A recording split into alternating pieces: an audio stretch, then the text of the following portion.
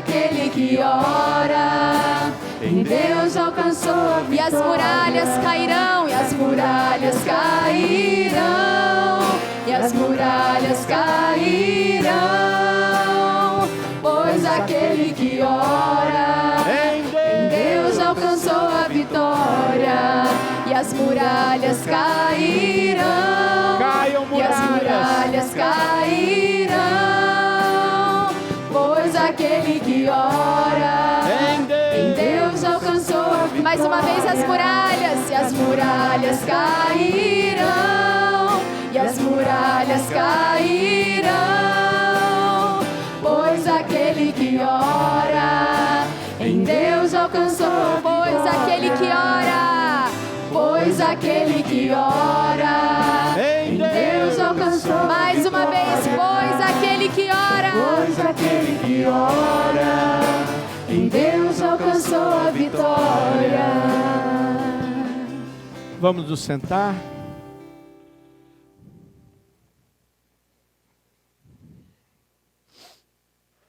Antes de eu pegar os textos que eu escolhi para a gente meditar hoje,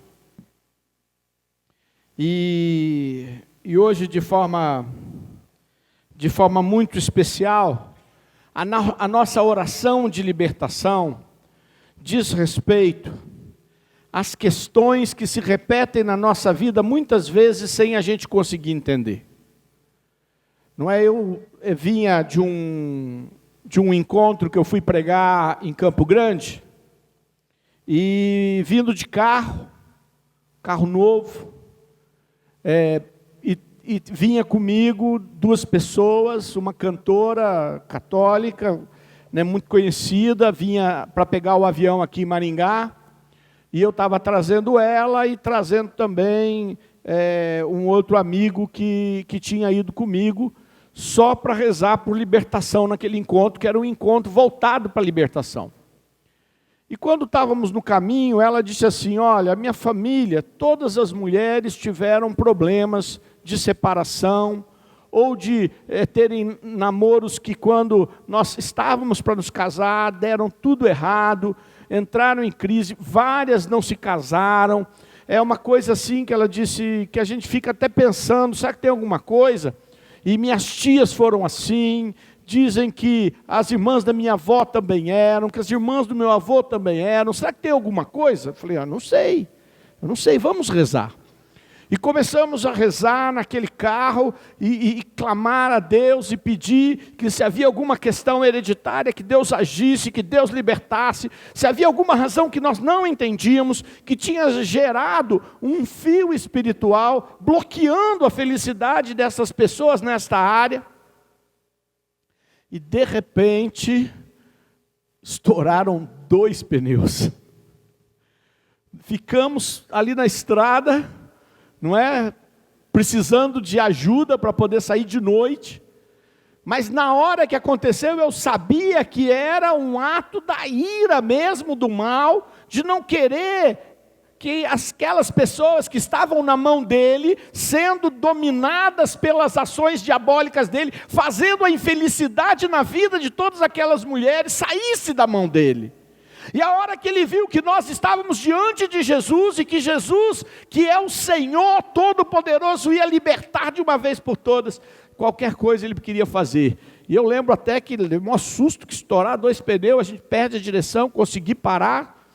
E depois, evidentemente, que o Senhor está estendido a mão, conseguimos ajuda, tínhamos o risco de não chegar para o voo da moça, mas Deus fez com que tudo desse certo. E eu me lembro que ela chorou muito, porque Deus foi mostrando, revelando coisas que ela sabia e que ninguém tinha contado. E Deus tinha revelado por quê?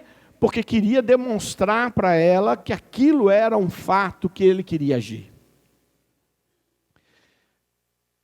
É muito difícil a gente conseguir compreender, porque aquilo que é, de uma certa maneira, fora do controle da gente, a gente vai falar assim, mas então por que eu estou sofrendo com isso? Deus está me castigando? Não, Deus jamais vai te castigar, pelo contrário. O Senhor quer te convidar a encontrá-lo profundamente, para que no amor dele você seja liberto. Também nem tudo que acontece é fruto por causa de alguma raiz de maldição. Mas algumas coisas são. E eu não quero que elas fiquem na minha vida. Você quer na tua vida? Eu não quero, diga em nome de Jesus, eu não quero nada de ruim na minha vida. Não ouvi, vocês não falaram que não queriam? Digam, eu não quero nada de ruim na minha vida, Jesus. Então, quando a gente se aproxima de Jesus, nós queremos uma libertação integral. É claro que na vida teremos sofrimento, é impossível que a gente não tenha, até porque faz parte da condição humana. É claro que o que mais nós queremos é ter esse encontro com Jesus e viver a vida de Jesus e chegar no céu. Mas nós sabemos que a libertação de Jesus atinge também as nossas vidas de hoje. Nem todo mundo gosta disso. Quando eu pisei aqui na igreja, participei da missa ali fora, depois eu pisei aqui na igreja, na hora me veio aquela imagem daquele cego que Jesus curou, o cego de nascença. Jesus cura o cego de nascença e ele fica encantado. Jesus curou mais de um cego de nascença, mas aquele ele fica encantado. E era um dia de sábado. E aí os fariseus e sacerdotes dizem assim: mas você não pode estar enxergando. É sábado, não pode fazer o milagre no sábado. E aí manda chamar os pais dele. E pergunta para os pais dele: é verdade que ele é cego de nascença? Como se fosse mentira dele. E os pais ficam tão assustados, que em vez dos pais dizerem assim, claro que é, os pais dizem assim, ele já é adulto, pergunta para ele. E aí eles perguntam, quem fez isso para você? E o cego pergunta, vocês querem saber porque você também quer ser curado? E aí eles ficam furiosos, a ponto de preferirem que o enfermo continuasse enfermo, do que passasse a ver. No mundo espiritual, às vezes as pessoas preferiam que a gente não sarasse, que Jesus não fosse de verdade um Deus tão poderoso quanto Ele é, mas Ele é. E eu quero esta graça, eu quero essa graça. Eu já caminhava com Jesus, pregava pelo Brasil inteiro, e até fora do Brasil, e os meus exames começaram a aparecer que eu não produzia mais glóbulos brancos. E o médico disse assim, se você piorar, você tem que correr atrás de um transplante de medula e não sei se vai funcionar. Eu falei, e o que eu posso fazer? Ele falou, nada. Tentou medicar, melhorava, piorava. Eu falei, bom, eu vou seguir minha vida. E continuei pregando a palavra de Deus, sem saber se no dia seguinte eu ia pegar uma doença, porque não tinha defesa no organismo, e não ia levantar. E Jesus me curou. Não foi na hora, foi uns 2, 3 anos depois. Eu caminhei na fé. Alguém pode dizer, isso não é verdade, os exames estavam errados, você se enganou, teus médicos não sabiam de nada. Podem dizer o que quiser, eu sei o que Jesus fez na minha vida. E eu sei o que Jesus pode fazer na sua vida. Então diga, faz na minha vida, Jesus, eu quero. Não endurece teu coração. Tem gente que parece que não quer a graça. É verdade, tem gente que parece que quer continuar ruim, quer continuar achando que nada acontece. Tem gente que prefere isso, Deus me livre. Eu não quero, eu quero a graça. Aquela que Deus planejou para mim. Uma vez, tinha uma irmã minha, que já está no céu, que tinha câncer. E tinha o pregador com um dom de cura extraordinário. E a gente foi levar a minha irmã para pedir oração de cura. Nós não tínhamos fé. Nós não estávamos lá por causa de Jesus, nós estávamos lá pelo desespero da dor. Talvez alguém achasse isso um absurdo. Mas só quem sofre sabe o que é. Só quem sofre na sua casa sabe o que está passando e a misericórdia que precisa. Que o que os outros falam não serve para nada, porque é você que está sofrendo. Quem já sofreu muito sabe disso. Não adianta dizer, para com isso. É que nem você chegar para aquela pessoa numa crise de depressão e dizer que ela tem que mudar de vida, que ela tem que fazer diferente, como se ela fosse capaz. Se fosse capaz, não precisava você falar. Então é Deus quem tem que agir. E eu lembro que a gente foi, e aí era perto da casa de um tio que nem cristão era. E falamos para o tio, o senhor pode ir junto? E o tio falou, eu vou junto, porque a gente queria uma casa perto, porque se ela passasse mal, podia levar para casa, precisasse de um banheiro, precisasse de alguma coisa, estava de cadeira de rodas, como é que ia fazer? E aí o tio falou, não, eu vou junto. E foi. E nós não sabíamos, mas o tio estava com câncer de pele. E lá no evento, Jesus não curou minha irmã. Ela até acabou com aquela enfermidade indo para o céu. Mas meu tio que tinha ido lá só de favor, porque a casa dele era perto, foi curado daquele câncer. Deus faz o que quer, a gente vai e fala, eis-me aqui, Senhor. Talvez para minha família a gente preferisse que a minha irmã, que tinha 12 anos, fosse curada. Mas Deus tinha outro projeto para ela. Mas Deus está sempre pronto a fazer maravilhas. E eu quero que Ele faça na minha família. E se para muitas pessoas as questões hereditárias são difíceis de compreender, eu peço para estas pessoas que elas sejam curadas. Santa Teresa de Jesus, uma santa mística católica, tinha experimentos muito chocantes, ela ficava arrebatada, e aí as pessoas criticavam ela, e ela dizia assim, eu peço para essas pessoas experimentar o que eu experimento, o dia que elas experimentarem, elas vão entender. Então peça a graça de Deus, peça. Pega a mão do teu irmão e fala, eu quero essa graça para você, eu quero que você seja abençoada, que a tua família seja liberta, que essas situações desapareçam. Apesar de que nem sempre compreendemos estas situações da vida que se repetem, elas têm algum sentido. Alguma porta estava aberta. Alguma brecha havia. Porque sem brecha o inimigo não pode fazer nada. Sem alguém que o provoque, ele não pode realizar nada.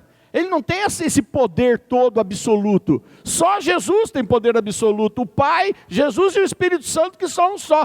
Eles são Deus. O resto são agentes espirituais, anjos, bons e maus. Não tem poder ilimitado. Então o mal não pode ir na tua vida e destruir do jeito que ele quer. Ele procura brechas. O duro é que a gente é danado para ter brecha. Agora, quando você tem brecha, mas caminha, pede perdão, recomeça, percebe tuas brechas, ora para fechar, pede escudo de Deus, Ele vai protegendo.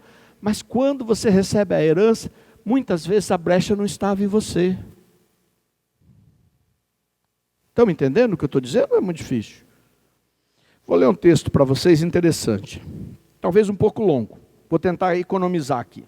Está no livro dos Reis, 1 Reis, começa no capítulo 13, versículo 33. Diz assim: depois destas coisas, a história de um profeta, que é muito linda por sinal. Quem tiver depois chance de ler o capítulo 13 inteiro, ele dá uma orientação sobre ouvir a voz de Deus e não se desviar, que é maravilhosa. E diz assim, versículo 33. Depois destas coisas, Jeroboão não se converteu de sua péssima vida, mas continuou a tomar homens do meio do povo, constituí-los sacerdotes dos lugares altos, quer dizer, para cultos não que eram falsos ídolos, a todo aquele que desejasse investia de cargo sacerdotal e o estabelecia nos lugares altos. Este procedimento tornou-se para a casa de Jeroboão uma ocasião de pecado, que causou a sua perda e o seu extermínio da face da terra. Claro, ele era rei, tinha um imenso poder. Os seus atos tinham muita consequência. E ele tomou a decisão de desviar-se de Deus, de fazer o povo cultuar outros deuses, conforme o povo queria, fazendo uma balbúrdia, atraindo pecado, atraindo promiscuidade, atraindo tudo. E aí diz a palavra que não sobrou nada. E aí eu quero até colocar. Por aquele tempo, Abias, filho de Jeroboão, caiu doente. Jeroboão disse à sua mulher: disfarça-te, para que não saibam que és minha mulher, vai a Silo, onde está o profeta Aías. É ele que me predisse que eu reinaria sobre este povo. Toma contigo 10 pães, bolos, etc, etc.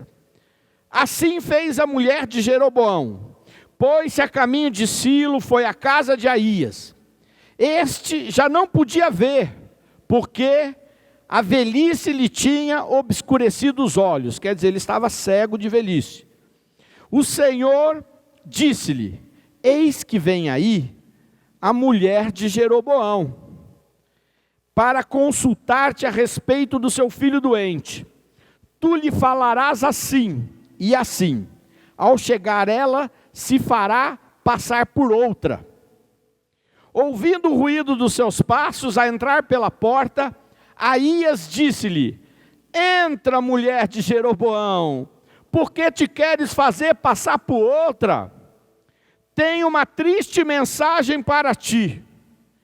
Vai e dize a Jeroboão: eis o que diz o Senhor Deus de Israel: elevei-te do meio do povo para fazer de ti o príncipe de meu povo de Israel. Dividi o reino da casa de Davi para te dar uma parte. Tu não seguistes o exemplo do meu servo Davi, que guardava meus mandamentos e me seguia de todo o coração, fazendo sempre o que me era agradável. Fizestes maiores males que todos os que te precederam, e chegastes até a fazer para ti deuses estranhos e figuras fundidas, provocando a minha ira. Lançaste-me para trás das costas, por isso farei vir males maiores sobre a casa de Jeroboão. Exterminarei de Israel toda a sua família, até o último dos homens, escravo ou livre. Varrerei a casa de Jeroboão como se varre o lixo, até que não fique mais nada. Todo membro de Jeroboão que morrer na cidade será devorado pelos cães, e os que morrerem no campo serão comidos pelas aves do céu. É o Senhor quem o diz: volta para tua casa, logo que pusestes o pé, o menino morrerá, e todo Israel o chorará e o sepultará, porque este será o único da família de Jeroboão que terá uma sepultura, visto ter sido o único desta família em quem o Senhor Deus de Israel encontrou algo de bom. Palavra do Senhor. Que maldição lascada. Vocês não acharam? Deus havia lhe dado um presente, uma autoridade de ser o rei. Dividiu o reino para dar metade do reino para ele. Era um abençoado. Era um abençoado. Mas resolveu fazer tudo contra Deus. Olha que interessante que Deus, através do profeta Aías, fala para ele: você não seguiu o exemplo do teu avô Davi, porque ele não era filho de Davi. Ele era filho porque era herdeiro. Você não seguiu o exemplo que me agradou sempre. Mas se você ler a Bíblia, você vai ver que Davi nem sempre agradou a Deus. Agradou muitas vezes, procurou fazer a vontade de Deus, mas tomou cada escorregão. Mandou matar o marido de Bersabeia. Não soube lidar com seus 2 filhos, quando um estuprou a irmã. Quer dizer, ele errou muito, mas ele errava e buscava Deus, e se reconciliava com Deus, e tentava emendar a sua vida. Significa que Deus não está esperando que nenhum de nós sejamos perfeitos. Deus não está esperando que você não erre nunca. O que Deus espera de você é que você volte para Ele todas as vezes humildemente, e procure de coração fazer o bem. Tem um momento da vida de Davi que ele fala assim para Deus: Senhor, eu prefiro que você lance uma lepra sobre mim, para só eu sofrer, do que o povo que você me deu. A burrada foi minha. Me penaliza, não penaliza os outros. Então você vê o coração de Davi, que não era o coração desse filho dele. Esse filho dele era um aproveitador, que deu as costas para Deus. E aí a hora que veio a dor, que o filho caiu doente, que ele mandou perguntar para o profeta, ainda daquele jeito orgulhoso, onde a mulher do rei foi disfarçada para não mostrar que estava indo lá pedir, cheio de orgulho. E orgulho, em certa maneira, é um monte de falsidade, porque a pessoa acha o que é daquilo que não é. E quando ela entrou, o profeta, que era cego, já sabia que era ela, e já falou na lata: olha, esse teu menino aí, ele vai morrer, mas ele é o melhor de todos. Por isso o povo vai chorar ele e vai enterrá-lo. Mas os outros vão ser comidos pelos cães. E todos os teus descendentes, mesmo que se tornem escravos, se morrerem no campo, as aves vão devorar. Se morrerem na cidade, os cães vão comer. Quer dizer, nem na morte seria uma morte honrosa. Que peso de maldição.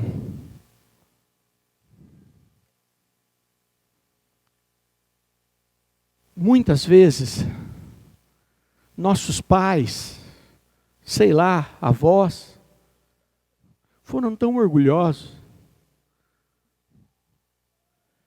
resolveram fazer práticas que abominou a Deus. Cultuaram demônios, e às vezes a gente não sabe por que está penando. Claro, não neste porte, mas às vezes algumas coisas dizem respeito a escolhas que fizeram. E eu não quero que estas escolhas mal feitas pelos meus antepassados continuem agindo na minha família. Eu não quero, eu quero libertação. Por isso que essa campanha tem essa característica: a gente tem que tomar uma decisão forte com Deus, de dizer: Senhor, eu vou me aproximar de Ti, quando errar eu vou pedir perdão, quando eu cair eu vou levantar, e vou, Senhor, caminhar nos Teus caminhos, porque eu quero que a partir de mim as maldições sejam quebradas. Não quero ver repetir na minha vida e na vida dos meus histórias de destruição e de morte. Essa é a tua oração dessa semana. Dizer para Deus: Senhor, eu vou errar muito, porque eu sou de uma natureza dura mesmo. Você conhece a tua natureza, uns melhores e uns piores, uns mais santos e outros menos. Mas a todos o Senhor dá o seu Espírito quando pede, para que a gente possa ir tirando estas coisas destruidoras da nossa vida. Eu quero libertação. E eu espero que você queira estar numa campanha como essa. Que essa seja a tua oração dessa semana. Vamos repetir comigo, porque eu falei e mostrei que o que quebra a maldição é a bênção. Então você vai dizer comigo: que o Senhor me abençoe e me guarde. Que o Senhor volte para mim a sua face e me dê a paz. Que o Senhor volte seu rosto para mim e me dê sua graça. Assim o Senhor me abençoará.